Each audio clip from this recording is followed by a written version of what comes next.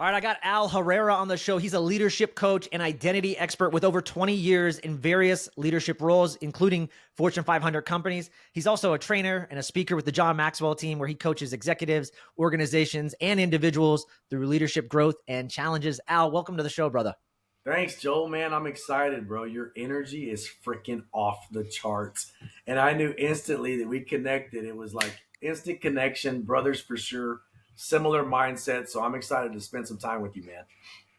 Yeah, man, likewise. And the thing about it is we talk about this a lot, about energy, right? And I think, one of our mentors, David Meltzer, talks about this a lot, and that the fastest thing that vibrates is the truth. And I think when you have two people that are aligning in truth and our truths, what we call our truths, things just happen really quickly, that energy and that connection. And that's why we both are where we are. So I'm excited to jump into things with you. One of the things that I find fascinating with you is you're a leadership coach. You've been doing this for over a decade. But the fact of the matter is, man, you have a checkered past. You weren't always a leader, and the journey wasn't always easy for you. In fact, you were a criminal. You were indicted on federal crimes. So talk about Absolutely. that, man, and how you persevered. You rose out of the ashes as a phoenix, going from federal indictment criminal to Yep. now top leadership coach in the world. Oh, yeah, man. Thanks for bringing that up, bro. And I can talk about it now, right? There's a time when I was ashamed of it, embarrassed, and it was part of a scarred past that I didn't want to discuss. And now it's actually a gift, man. But to your point, I've always been a leader because my definition is leader of leadership is influence. I just didn't always influence the right way.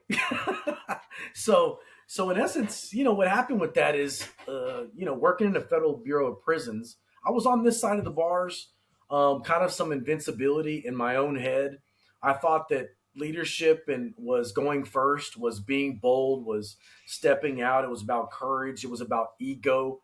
So focused on me, man. And ultimately, what I did was I lied consistently. My integrity Mm. was in check. It was terrible. I lied for my brothers and sisters that were officers, and it got me in trouble. So I pled guilty to obstruction of justice. Changed my life, man. I found God. Uh, Ultimately, though, what really occurred was it was more about service after that than anything else. And how do you serve people instead of serving myself? Because I was so focused on self and self preservation that I just had the wrong aim, man. But I had lots of leadership innate gifts and skills. I just aimed it the wrong way. And so once I joined the John Maxwell team and really, started figuring out that this is about service and serving people the right way and having higher standards and values, it was a game changer for me, man. So I wouldn't change it for the world.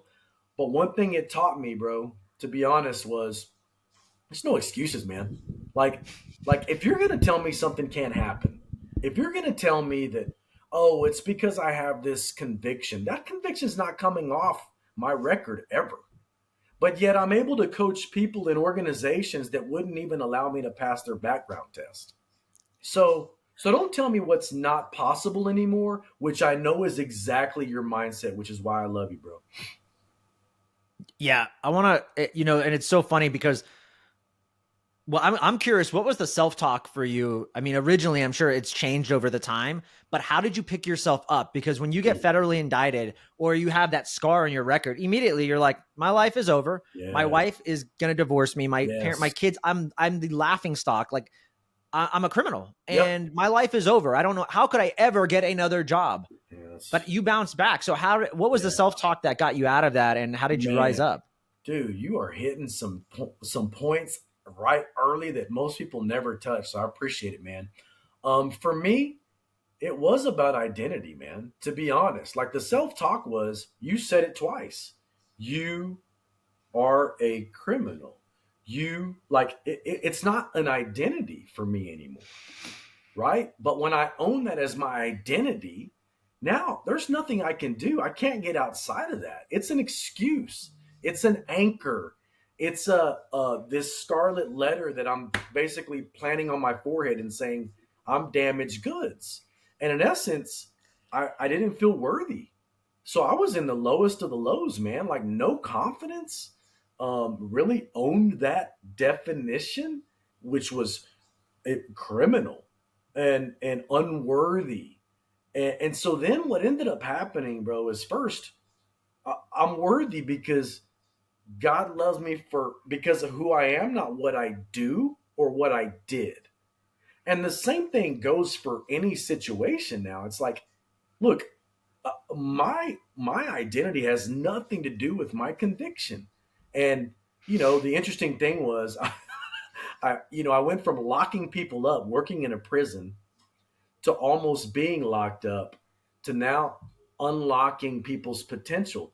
And that was a narrative and a story that I had to create and get myself outside of that mindset so I could move forward.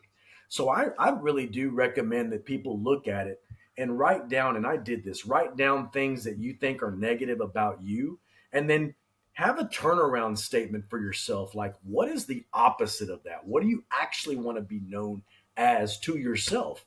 Because I don't care how much I coach people, and you know this, how much you coach people. We can coach all we want, we can encourage all we want, but every individual is their biggest critic or cheerleader. And they're going to self-talk themselves out of situations or self-talk themselves into situations. And so now I just speak it into existence for people, and I talk to myself like someone I love. That's it, man. You know what's fascinating? This is one of the reasons why I love you so much, Alan. I think you are such a a world changer, is because you are so honest with who you are and where you come from. And that's why I think you have the ability to make massive change in major organizations. As you know, I used to be a police officer with San Francisco, and I'm going to be honest, the leadership there is a wreck. There's absolutely no leadership. They're all a bunch of people that are fawning for attention, That's right. and they're not intentional. They want to be attention grabbers, and Right. just they'll backstab anybody. And I actually see that in a lot of organizations.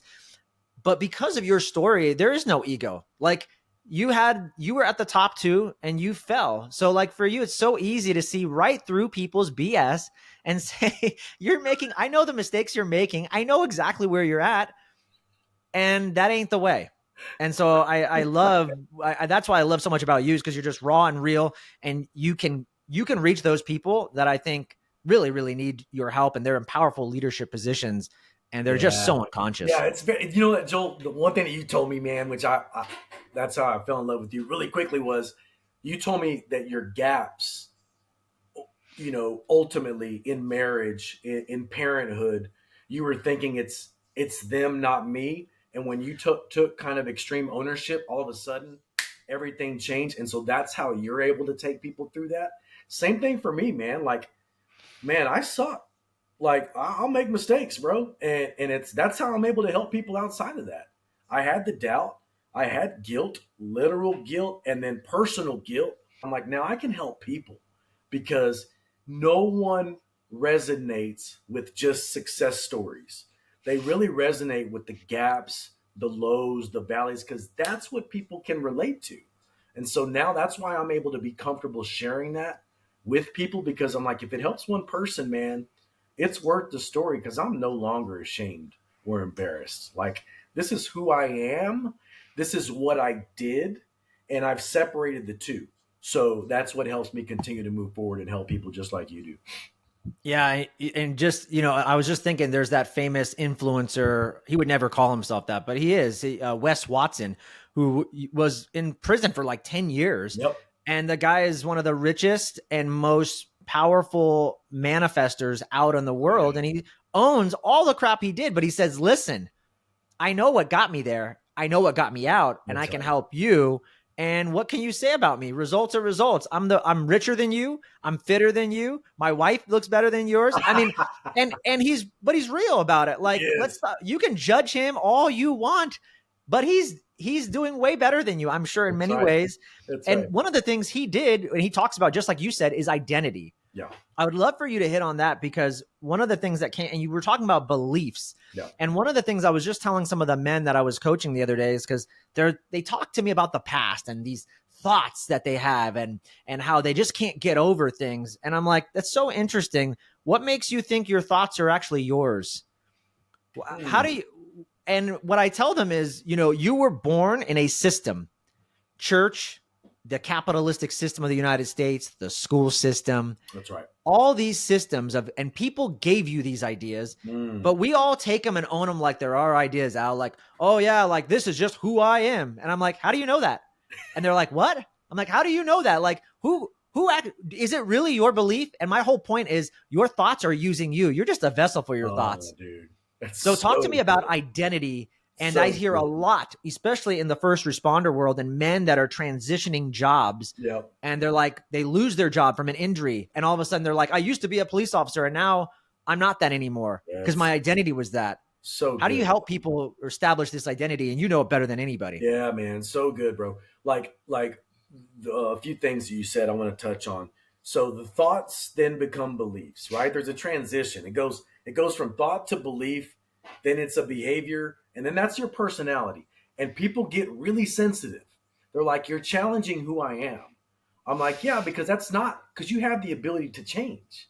It's just changing some thinking. Like like your BS, I'm not buying it." And what I mean by that is not just BS the way you and I think about it, but it's belief system.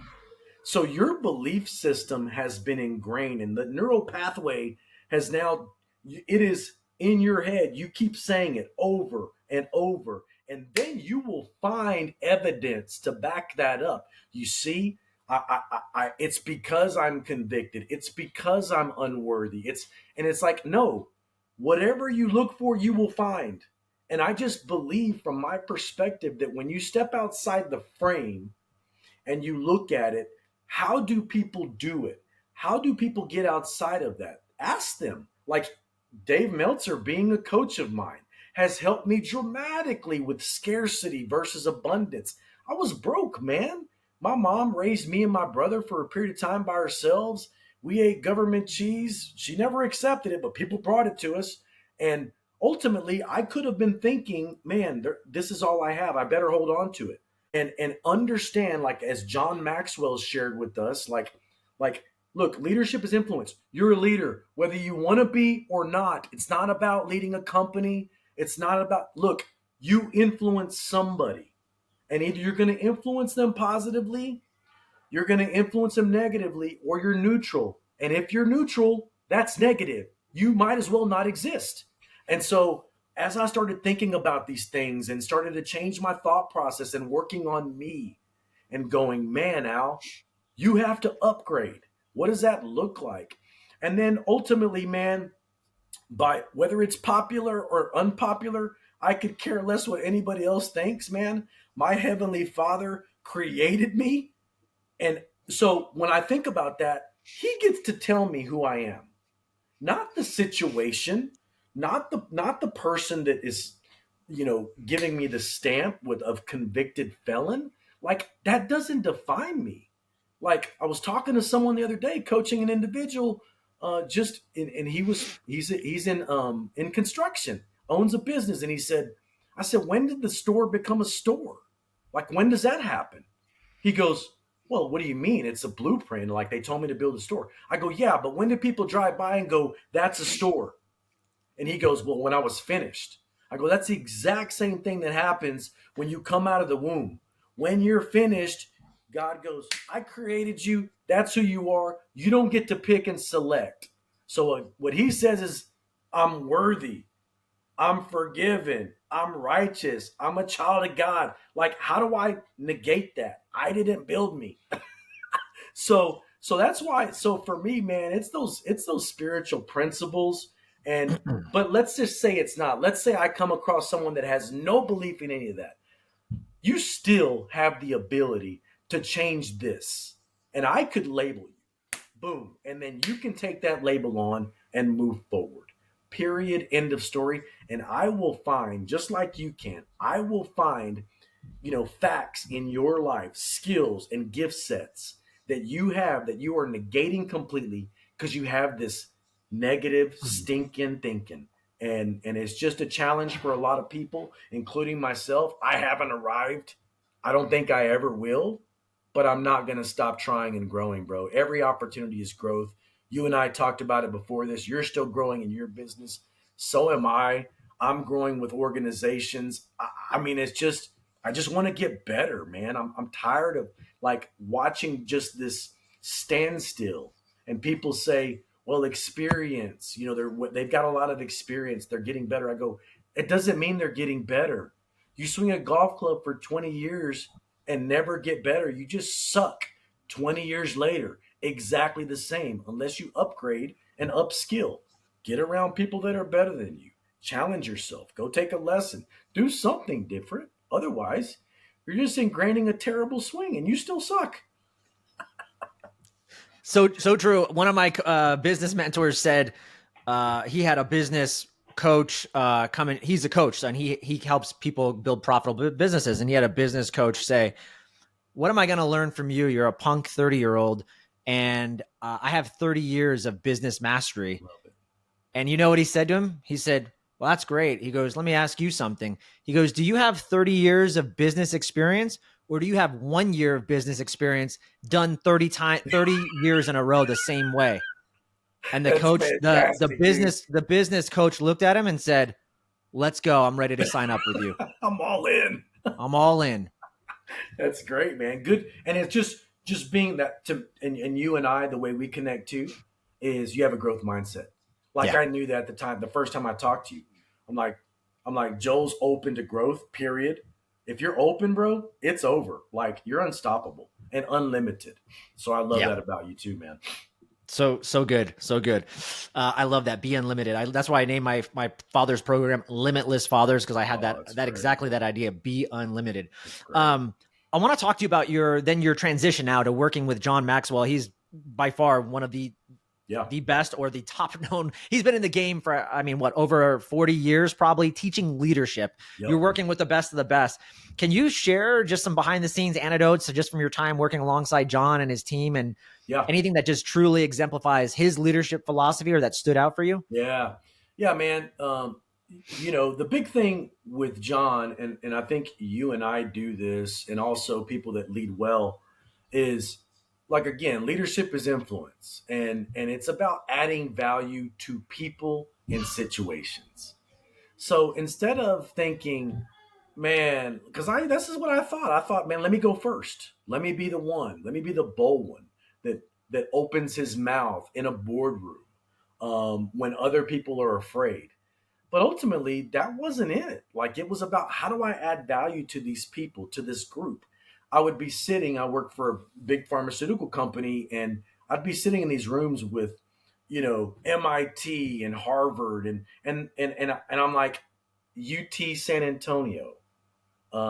First of all, I don't belong here. Number one, and secondly, what value am I going to add? And so I thought, let me just open my big mouth and share what everybody else is thinking. And ultimately got my hand slapped multiple times. Like, that's not the way you do it, Al. So I had limited emotional intelligence, number one, because I wasn't reading the room or the situation. And then I'm like, how's that adding value? Is there a better way? And ultimately, what I started to figure out, with the help of John Maxwell and his team, is you have to figure out what each individual needs as how to add value to them, not what you think is valuable, but knowing them, building relationship and rapport, understanding scenarios. How do you add value to them? And once you take yourself out of the frame and look at another person, and that's how you connect and add value. And then the other thing too was, you and I both know that failure's critical. It's critical. And so one of the things that never changes for me is sometimes you win, sometimes you learn. It's not failure unless you don't learn. Then count it failure. Your boy that was building for 30 years, failure, failure, failure, because the Joker wasn't learning. He wasn't getting better. He didn't know why his money wasn't increasing. It's like you need a business coach because you're not learning. And if you learn and get better and grow, which was the number one thing for me, like how do I continue to grow? Because I fail every week still to this day. So it's doing a self check, which really helps me dramatically. Yeah, that's massive. You said a whole bunch of things there about emotional intelligence, and also that idea of influence and how you're enrolling people by how you're leading and how you're what you're saying, the words you're speaking. I'm curious in that note is what is that I'm curious, what's the most common misconception about leadership that you encounter and how do you debunk it? Yeah. I think one of the biggest misconceptions is you're a born leader or you're not. Mm, That's what I hear all the time. Because I'll say, "Who's a leader in this room?" And not many people want to raise their hands. And wow. then I say, "You're all leaders." You know why? Because you're influencing people. Because it's more about followership than title. And so the biggest misconception is I'll be a leader when I achieve this title. And it has nothing to do with that. Like, I lead teams that I'm a part of, not that I lead. I don't have to lead in title. It's I can lead an entire group. It's about followership. Who would follow you? If you said, "Hey, check this out, there's an opportunity over here," would people actually listen and want to follow you that way? Or are they only following you because you have a title and they have to follow you? So, from my perspective, that's the biggest distinction. There's lots of myths out there, like oh, as an entrepreneur, you're a leader. No, actually, you're not. It doesn't mean anything. It just means that you took a chance on you and you started a business. So what? It doesn't mean that people will follow you. So, adding value to people allows them to want to follow you, not have to. So, from my perspective, that's the biggest misconception. And people think that, oh, well, if I show them this, if I just model, maybe, and maybe not. But I can promise you this: when you add value to people, truly add value to them and care about them, like care, you care about them, you help them, they begin to trust. And once they start trusting, now you have followership. And I just think that that would help dramatically with everybody that you and I lead. I love that. I love that idea that everybody isn't a leader because you're right. And I always tell guys in their marriage and stuff like, and we talk about sales. I always think about like sales and like, I'm not a salesman or whatever. I'm like, you're selling people every freaking day. You're selling your wife to love you. You're selling your kids to believe in you. Yes. But the problem is nobody believes you because you ain't leading and you haven't done anything to exemplify leadership. Love it. So I agree that everyone's a leader, Al, but Yep. I think there's also good leaders and bad leaders. And 100%. what do you think then makes up a good leader? Because I'm telling the guys in my group all the Yep. time, the reason why you don't have trust is because you don't have leadership. And the reason why you don't have leadership is because you haven't even mastered your freaking self. That's right. 100% agree. I think it's self mastery, right? Like, know yourself first. A lot of people can't serve others because they're so insecure about self. So they're too busy focusing on, man, put the highlight, put the spotlight on me, trying to get validation.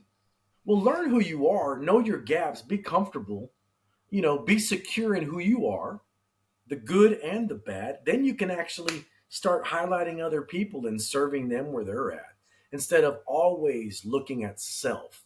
So I think being so self-focused sometimes, not always, but I think it is a mindset, and it starts in insecurity of who you are, because you don't even know what you're good at, and you definitely won't share what you're bad at. Like the best cultures in any organization that I've ever been a part of or helped are when people know this is what I have that's fantastic. Here's superpower, and also this is what I really suck at, and I can really use help here from others. When people can be themselves and take the freaking mask off, that is culture. Like, that's a culture that people are comfortable in. But if you got to go in protecting and going, I got to hide because if they see this about me, they're going to judge. They might take me off position. They might figure me out. Well, guess what? They're figuring you out anyways. You just don't know it. You think you're hiding it, and you're not. Everybody picks it off. I picked it off in 5 minutes when I started talking to you. Like, it didn't take me long, and I'm no genius. I just watched. And so that's to me, that's the facade. When people can pull that down, be okay with who they are. That's why the identity is so critical. Then they can serve others and highlight other people, and then they'll get followership. Otherwise, it's all about manipulation. It's all about how do I get to what I want instead of what other people want. You know what's funny about that? I didn't even think about that until you said that. In our first 10-minute conversation, both of us radically told each other everything that was wrong with us and how we made mistakes. And then I was like, now it's your turn. I didn't, nobody was like, this is what makes me so great. You're so lucky to be connected to me. The first 10 minutes was literally, these are Yes, all the ways I failed. Just so you know. it was. You're exactly. I've never had a conversation like that, Joel. It's usually taking people time to warm up, but you went in, I went in. It's like, wait, we both have sucked. So that's true, man. It's genuine. And then people, what you did for me was you allowed, which I'm already there for the most part, but sometimes you open the door for me to share my gaps, right? And when that happens, the relationship changes dramatically, and you're like, you know what? I can resonate with that. But if Al would have came on and said, "Man, here's where I'm fantastic. Here's why people really follow me. It's never my looks, and it's never a head of hair either, because I'm bald and I can't help anybody with hairstyles." So, Al, talk to me about, that's a great point about feedback. And it's so crucial. Getting feedback in my marriage has been yes, monumental. I hate getting feedback because it shines the light on where I'm not good enough. And if you know me, I have a lot of I'm not good enough and I'm not worthy enough paradigms from my childhood and where I am now. yep, And it's so valuable. How do you honestly get feedback in just your own life, your yeah, either your marriage, your fatherhood, yeah, your business, your health? Like, who do you have that keeps you accountable and is shining the yeah. light on you and saying, hey, you got to grow up here? Yeah, man. You know what's interesting about that, and it's a great question, Joe. And I don't think enough people look at this. And I would say I'm really good at getting feedback professionally. So I have a CrossFit coach. I have a leadership coach. I have a business coach. I have spiritual mentors and all this.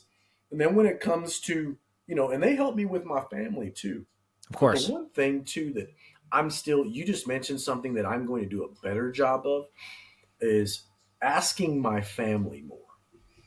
How am I doing as a father? Mm. And a way to do that is, what am I doing well? What am I not so doing so well? And what do you think I could do different to be better? Because I tell people professionally to do that, and I do it myself professionally, but I don't always do it well internally with my family. Now, my wife and I, we pick each other off left and right, and sometimes it hurts, bro. They're the best ones, by the way. My wife is my greatest life coach. She used to always tell me, I don't know why you just paid that guy 5 grand. I could have told you that. Matter of fact, I told you that 2 years ago. That's right. That's right.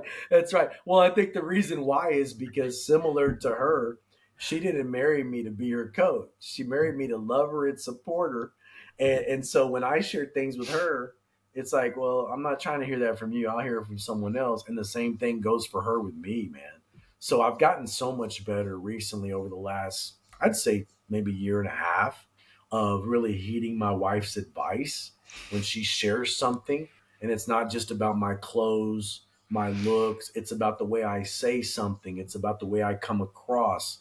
It's about, my attitude towards something. I've been much better at receiving that, but I still got a long way to go with her, because I want her to think the best of me, man. And ultimately, when she does, it stings a little bit, because she's the only one really, I think, that penetrates me the way she does. So I'm working on that. And you just brought up another great point, man, that I'm going to get better at after this call. I'm gonna send you some stuff, just some things that I think you'll really like. And you're already a leader in so many ways, and so it was easy even for me to adopt these things. And like you said, in my health and in my business, I had coaches always, and I had visions and values for every other part of my business, but not my family. Yeah. And Yeah. Yeah. applying some of the same leadership principles that we do Yeah. in all those other areas to your family will be That's right. monumental. I'll send you a couple of things, and it won't be That, hard for you. You'll that'll be you'll be great, rocking and man. rolling. We've come up with some family vision. We have values. It's interesting. We just asked each other that probably about 2 months ago, maybe. And it was funny how aligned we were as a family. But me getting better and growing as a husband and a father, man, I just got to be more intentional about it. So thank you, man. Yep. Yeah, just like anything else. Yep. Um, You saw I'm how my wondering. countenance changed when I started talking about that. I'm like, yeah, yeah, yeah, yeah. And then, oh, by the way. No, and I was just curious because I mean, you mentioned the best organizations have these checks and balances and they get regular feedback. So I was just curious, is there something that you do in your personal life? Obviously Yeah. you do. You have coaches for everything. You just Yep. mentioned you have people that hold you accountable. I'm just always wondering in the leadership and organization space, what I notice, and maybe you notice the same, is they go to these leadership retreats or they have someone like you come and speak, and it's a good feeling for about a week and then they go back. So I So guess I was just wondering, what have you seen in the best organizations, yeah. or have you spoken at it, like let's say Yep. Apple or Yep. SFPD or Yep. somewhere, and you're like, Yep. dude, there's a reason why I step in the Yeah. room here, this culture is so dialed in and it's because of this. Yeah. Like, Yeah. I will say that it starts with the leader asking for feedback. And it could be that simple. What am I doing well? What am I not doing well? And what can I do different? When they do 360 feedbacks, like it starts from here. Like everything rises and falls with leadership of people. And if the leader doesn't go first, everybody else kind of caves in and goes, well, they're not doing it, so I'm not willing to ask for feedback either. But when you have that shift back and forth, and you're actually proactive about asking for feedback instead of waiting for an annual review or biannual check-ins, which is crap. Like I would much rather you give it to me on the spot and say out, and I'll definitely ask people. Like I ask people in my organization, hey, tell me, was that, like, I felt like that might have been over the top the way I responded. What do you think? Well, Al, you could have da da da. I said, well, how can I do better? Right. So the same situation. To me, that's the way. Like if you start that as an individual leader, you will start to spread that culture into what it is that you want it to be. But most times it starts at the top, and if not, then you got to lead yourself and ask for feedback proactively. Most people don't want it. Back to identity, because they're already, oh, if you say something negative, it hurts me, and you're gonna think less of me. It's like, actually, it should help you. So mm-hmm. Yeah, huge. Is there a piece of leadership advice? And actually, let me rephrase that. What's the most unconventional piece of leadership advice that you've probably ever given? mm, And I'm wondering, how did it turn out? oh, I love when you make me think, man. Um, I got one. So again, back to ownership, right? Like when you talk about ownership, you and I own lots of things in our lives, and it's blind spots, right? For us and for other people, you need someone to come alongside you. There was an individual I was working with that would talk about how much further he should be in life if not for his ex-wife, if not for a broken business because of a partner, toxic partner. And it's Mm, like, look, bro, like, first of all, I said, you need to let that go. And because otherwise, it's stopping you from being productive and going in a direction because you're so focused on what happened to you. And actually, it didn't happen to you, it happened for you for a reason. And from my perspective, in leadership, it doesn't happen for me, even. It actually happens for others because now I'm able to share that with people. So, the most unconventional advice I've ever given was, I said, write a list down of everyone you need to forgive. And he thought he was golden on that. He goes, ah, it's probably my ex wife and a couple people. He wrote down 28 people, 28. And I'm like, wow. Like, talk about an anchor. Like, that's heavy, man. The fact that you need to forgive 28 people for how you felt, they crossed you or they treated you or they did you. That's a lot of weight. And ultimately, it is weighing you down like nobody's business. So the cool thing with that is, the next time I chatted with him, man, he said, you have no idea how much that helped me. It provided me so much freedom. It unleashed some emotions that I thought I let go, and I hadn't.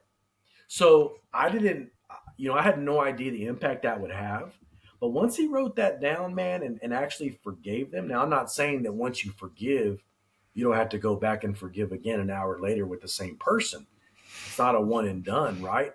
But what it did was it opened him up to the possibility that he was still harboring all these things and really making an excuse.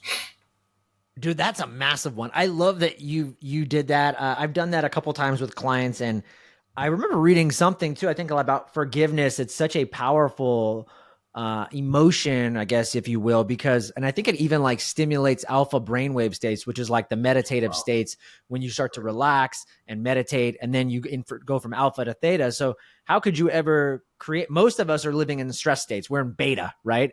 And so if we can go from alpha, that meditative state, to then theta, that's when you start to manifest things. So It's what a fantastic. great piece of advice that just completely changed this guy's life. And here he is again, looking at external things, blaming his business success or lack of relationship success for all these other things. And it was really all him. He needed to do the inner work. He Yeah, couldn't man. see it. You shined the light on that blind spot, and boom, here we go. Oh, I got one more thing for you. You're going to love this. Wayne Dyer, one of my favorite leadership coaches of all time, RIP, rest in peace, Wayne Yeah, Dyer. man. He said, forgiveness is man's highest achievement because it shows man's enlightenment in action. It shows man is in touch with the energy of love. Wow. Man, that's deep, bro. I like it. I Yeah. really like it. I've never heard that. I love Wayne Dyer. I think he's fantastic, but I've actually never heard that. That's great. That's great advice, bro. Yeah, and also there's a higher, and I know you'll appreciate this. There's a higher level to this thinking of like, we can just look at it in a very like literal sense of like, yes, forgiveness is powerful. It's a powerful thing. Everyone should forgive and move on and all that stuff. Wayne Dyer also says though that why it's so important, because he says at the end of the day, on a higher level of thinking, there's nothing to judge or to forgive, Mm. because in reality there is no judgment. There is no there on a Ah, higher level, there is none of that. that's So great, that's why man. it's actually easy just to let it go. Right. That's removing resistance dramatically. Yeah. Um, the one thing for me from a again from a spiritual perspective, man, I look at how bad I've sucked, and then I'm like, wow, if I can be forgiven by God, then I can definitely pass it on. And the same thing with love. If I can be loved to the degree unconditionally, I can love people and serve them. Like it's hard to give what you don't know how to receive. So Mm. one of the things that Dave Meltzer's taught me too is receivership. Like you need to learn how to receive and receive that whatever it is. If you're not receiving, it's hard for you to give. Instead of keeping them open and going, let me receive, and then freely I can give. So yeah, man, it sounds like similar concepts for sure. That was powerful. I heard Dave speak recently at an event, and he mentioned that, and he was talking about first responders, and you and I both have that background. And that I started crying because Mm, I have a big problem with receiving, yeah, Al. And even when we got on the podcast, you said, "Hey, what can I do for you?" And I immediately said, "Nothing, nothing. Like I don't need anything." And it's such a good reflection. And he said that I think he said giving and receiving is the same vibration. wow, And I know that's a big block for me, is accepting things from people and feeling like maybe like I'm worthy enough to that's it. receive. I That's it. know I can give a ton. I love to give. It lights me up. But I have a really hard time of receiving. And I thought, man, what a mindset shift. Maybe that's where I'm Yeah, blocking the universe and not allowing things to come, because I have such so a difficult time. Joe, that's so good. You know the one thing. Why do you like to give so much? Why is that? Um, I think one, it just makes me feel special, and I think at a root cause, I have a big human need of being significant and validated. Yeah. And so when I see that people light up because I was able to introduce them to somebody or give to them in a positive way, they feel happy, and then that makes me feel like Yes. significant and I matter. Yes. So same. So now the way that's flipped for both of us is let's make other people feel the same way by receiving, right? Like the feeling that we get from serving, from giving, from helping, you're robbing people of that when you don't allow them to do the same for you. And Mm. and once I started to figure that out, man, I'm like, and I'm not there yet. You and I are we're wired very similarly, man. It's like well, I don't want to, it's they've got too much going on, and it's like, no, they actually, man, I'm robbing them of a blessing. So I'm gonna let them like I'm gonna receive from them. So once I flipped that, man, and started thinking about it like that, two things. One, my ego was part of the gap for that, right? It was blocking because it's like, nah, I need to do it myself, and and let me Mm. figure this out. But ultimately, that ego started to lessen a little bit. I'm not saying it's gone. Trust me. The identity I'm still working on myself. But it did allow for people to help. I talk about that when you're working with difficult people in general. I'm like, the best way to start building a relationship is just like your neighbor. Go borrow some sugar. Go borrow a shovel. Like ask them for help and watch what happens. All of a sudden, they're open to actually asking you for some type of help, and you're breaking this barrier down. And I don't know, I got that out of nowhere probably 5 or 6 years ago, and I shared it. I'm like, you know what, that's the way I break down these tough relationships where no one can penetrate, is being open to receiving and asking them for help first. That's so good, Al. I love that. That is such a great reframe for me. I appreciate you sharing that flip. And also, I think, and then I remember that story that you're talking about, asking for advice. I think that's known as Ben Franklin. I think they call it the Ben Franklin effect. I Okay. think that's something that he used to do. I'll have to go back and look, but Yeah, it's great, man. I never do that enough, and that is such a great reminder. Yeah. I'm going to start doing more of that because that is good. Um, oh, I found the quote, by the way. We'll finish up here. It says, "There's nothing to forgive because in reality, there's nothing to judge or blame." Oh, that's great, man. I love That's at that. the higher level of forgiveness. So Ooh, I think that's you'll like that one. fantastic. That's fantastic. I love it. Um, I want to kind of we'll wrap some things up here. I wanted to ask you though, just what are some exciting projects that you're working on that you're excited about coming up in the Yeah, future? man. Like I got a big mastermind coming up with the local. I collaborated with an individual by the name of Tony Geary here in Dallas, and we're doing a big mastermind, um, where really we're focusing on helping people with clarity, focus, and execution in all areas of life. So it's a day long thing, and we're limiting to 20 people, and then we're going to build it out where it's 90-day touch point virtually in 6 months. But I'm I've done a pretty good job of helping people on a frequent basis to a cadence. But I think a day long thing, I'll get some depth and be able to help people radically transform, which is what I'm after, and that's what I asked for, and that's what we're going to experience. The other thing is I've got a thing called MLG, Maximize Leadership Group, on Sunday nights, from 7 until about 7:30, 7:45, depending on how many people get on, where I just share a lesson that I'm learning. And, it's less than $50. So it's kind of a less than $50 a month. So it's really affordable where people can just start to enter into personal development and invest in themselves. Like what I find is putting some skin in the game then allows people to show up, number one, and go, look, I'm worth putting money into myself. So it's kind of an entry into personal development. And then I do some individual stuff as well, where I'll work with individuals, bi-weekly in the evenings, mornings, and connect with them every other week to help them become better leaders, man. So that's kind of the three things now. And the speaking thing I like.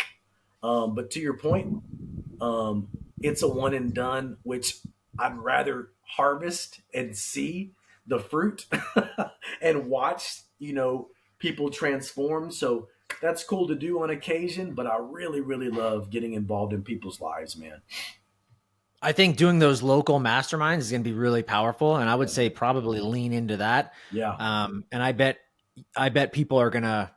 I just see your business even scaling even faster and more expansion Oh, yeah. because I think that's what you being in the room with people and being able to impact them in that one day and then follow up with them over the next 90 days. That's going to be really, really Yeah. powerful.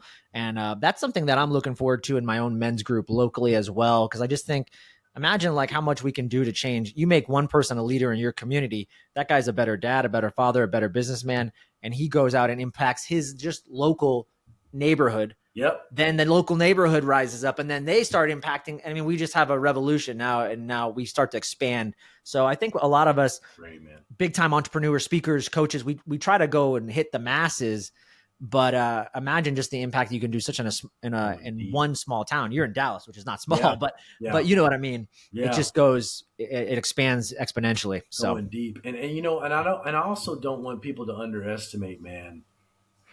We repeat the mistakes of our family. And our family didn't make mistakes intentionally, and they definitely didn't screw us up at all.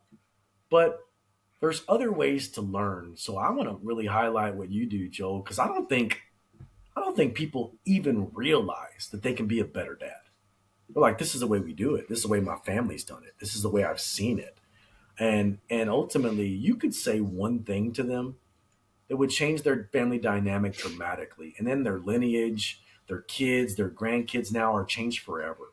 So I really want to highlight that for you because it's underestimated, bro. And it's such an ego, driven thing that people don't feel like they can get better as a father, as a husband.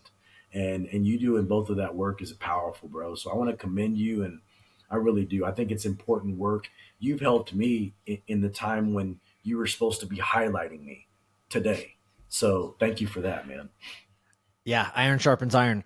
The funny thing too, and I mean, I've talked about I had to fall. I had to have a major fall to learn that, to wake me up, to shake me up, and I really have come to that same conclusion. Just like anything else, fatherhood is a skill, marriage is a skill, and it's one of the few areas in life where we just wing. And like you mentioned, I got coaches and everything. I never had a dad coach up until like 2 years ago. I never had a parenting coach up until like 2 years ago. I had one Right. actually even prior, but the point being is, yeah, why? Why don't we? And you'll appreciate this as a leadership coach. If you can't lead your family, what makes you think you can go out and lead an organization? 100%. Good luck. Because when people pull the curtain back and look at your life, they're like, wait a minute. You don't even lead your own family well. Why am I going to listen to you for anything else? Yeah, and we mentioned it. Our wives and our kids, they are a reflection Yes, of us, and actually they're a reflection of what we are not. that's right. And they will make you better leaders if you lean into it, but it's the hardest criticism to ever take. And so if you really lean into what those family members are saying, you will be an amazing leader, Oh, but most yeah. of us don't. That's great, man. I love it. Thanks, Joel, for that. That's really Dude, good. I want to we'll wrap things up here. I want to know where people can find you and connect with you, but we have some time. I want to ask you just some final round questions if you're Yep. good with it. You got it, bro. Al Herrera, leadership coach, I want to know, what is a choice or maybe some choices that you made that you think made you who you are today? Hmm. Number one, asking for help. I think realizing that just going through life instead of growing through life was going to be a detriment. So when I wasn't getting fed development from an organization after being laid off, I did jump into the John Maxwell team and learned that, man, there's people that can help. And then it just took me on a different journey. That I think, my trajectory of growth and learning was like this instead of just this slow kind of, if you think about a crock pot, over time, and then actually I might be in the crock pot too long and burn. So in actuality, just being in the room with people that could help me grow, that was a game changer for me, man, because I had some Mm, natural ability, but I was in such lack of awareness. And then got around people that were all focused on developing themselves and developing others, and it's just changed the game for me, man. That's number one. yeah. The other thing was, accepting God into my life, man. Realizing that, He was always in my life. He was always protecting me, always taking care of me. But I just took it as I'm the one that's doing it myself. And once I humbled myself to understand that, it changed my life for sure. And now I'm blessed for it. And even during the really crappy times, um, he's still there. And it's Mhm. about the way I go through things. now and help people go through challenges because I've been through so much that I couldn't do it without him, man. I love that, dude. Those are powerful. Um, what is I'm a big reader. Is there any like a top 1 to 3 books that for Ooh, you just change your life and you're like, man, people should go out and read these? yes. Bible, number one. Every leadership principle comes from the Bible. Number two, man, there's two, maybe I'm going to go three, man, and then I'm going to shut my mouth. Mindset, huge. When you go from fixed to growth, we all have fixed mindset in some area. I don't care what anybody says. We have fixed mindset. You don't have growth mindset in everything. But understand that it's not about the environment, it's about you and what can you do to get better in an area. That was huge for me. Emotional intelligence 2.0, actually taking the assessment and going, where am I with my emotional intelligence, with my self-awareness, self-control, number one.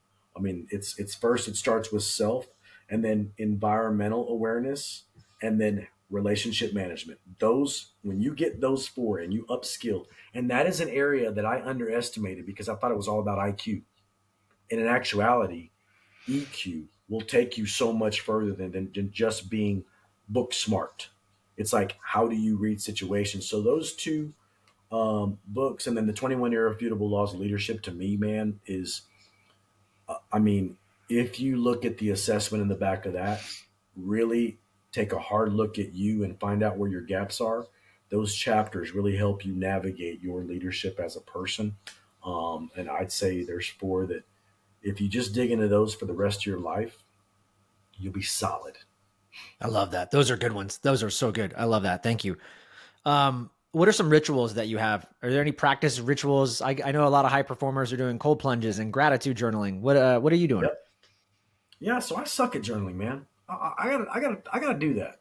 That's an area where I haven't really. I write lots of notes. I do lots of slides. Like when I come up when I'm hit with ideas, I'll put it on slides. But I gotta get better at journaling, man. You just gave that's two things I'm gonna get better at. Um, for me, ritual getting up early in the morning, working out, man. Like kicking people's ass before the day starts. Like I've beat most people by 6:30 already, so it Mm-hmm. gives me a confidence. I get the dopamine rush, the serotonin hitting, and it's like, I've already conquered something. I'm doing something really hard in the morning. And I just think that we don't do enough hard things. We're very comfortable, and our mind fights for comfort, and protection and security and safety. And I don't want to do that. So it's choices instead of, it's will versus feel. Like it doesn't matter how I feel, it's about my will to go do these things. So that helps me dramatically. I meet with a coach every 2 weeks on business. But from a ritual perspective, those are some things. I got to get better at my nutrition. I've figured out that, man, finally, I can't outwork my diet. So that's one area that I'm going to focus on, man, a little bit better. But yeah, those are the rituals, and then I pray daily, man. I pray. That's something that I can't go a day without, especially when I hit hard times. But even during the good times, lots of gratitude, lots of reminders of, Al, you're not locked up, you're not being chased by a shank right now. That's pretty fantastic. So every day's a good day, man. Even when things suck, like it's just remembering all the things that could have been, all the things I was spared from, and just going, man, I am so grateful that I have the life I have, even when things are crappy, man. It's still a good day, and God's always good. Yeah, dude, love that. So, so good. Man, last but not least, Al Herrera, tell everybody where they can find you, connect with you, learn more about you either on social media or your website, or if they want to book you for speaking and Yeah, have you come into their organization and tear it up from the ground up and bring it back. yeah, man. So number one, I think it depends on the age, right? One Al Herrera is the tag on Instagram. Number one, I put content out there quite a bit just to add value to people. And then, when you look at my website as well, ALH leadership, it really does. You can see some of the things I do, book for speaking. My number is 267-438-9358. I give it out because I'm accessible, man. Like shoot me a text if you want some help. I'll help you, and then or I'll point you in the direction of someone that can. So if anybody calls me or texts me after this and says, "Man, I really want to be a great father like you, Al," I go, "Nope, call Joel." Because he knows how to help you get there. I have gotten to a place where I've become a better leader, but man, I have so many resources too. So those are the areas, man, that they can connect with me, and ultimately, I think, or they can connect with you and you can connect with me, man. Yeah. However it works, bro. Yeah. Amazing. Al, thanks for being on the show, brother. Appreciate you. Love you, man. Appreciate you so much, Joe. Love what you're Love you doing. too. Yeah, brother.